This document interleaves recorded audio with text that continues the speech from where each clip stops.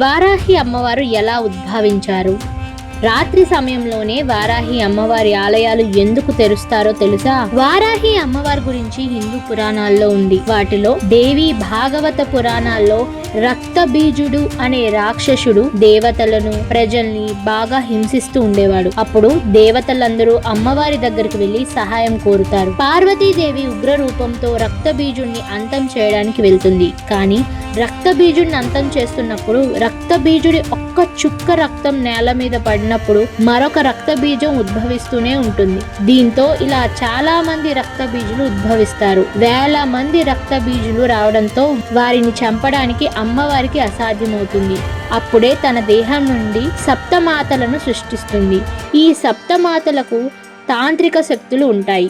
ఈ సప్తమాతలు బ్రహ్మిణి, వైష్ణవి, మహేశ్వరి, ఇంద్రాణి, కైమారి, వారాహి, చాముండి ఈ 7 అవతారాలు రక్తబీజుడిని చంపడంలో సహాయపడతాయి.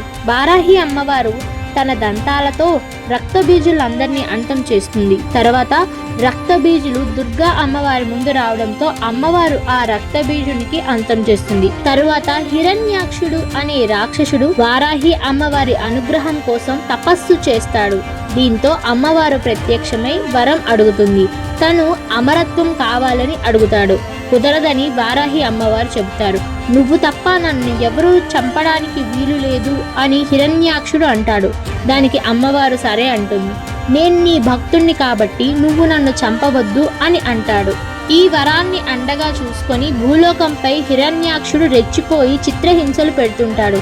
అప్పుడు హిరణ్యాక్షుడిని చంపడానికి వారాహి అమ్మవారి నుంచి వచ్చిన అవతారమే వారాహ అవతారం. మత్స్య పురాణంలో శివుడు చెమటతో అంధకాసురుడు అనే రాక్షసుడు పుడతాడు.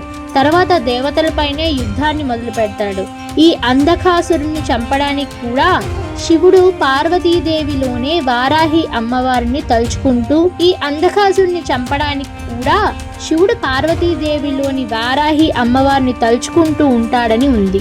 వామన పురాణాల ప్రకారం అమ్మవారు వారాహి అమ్మవారిని వీపు భాగం నుంచి పుట్టినట్టుగా రాక్షసులను అంతం చేయడానికి వారాహి అమ్మవారు వస్తున్నట్టుగా ఉంటుంది.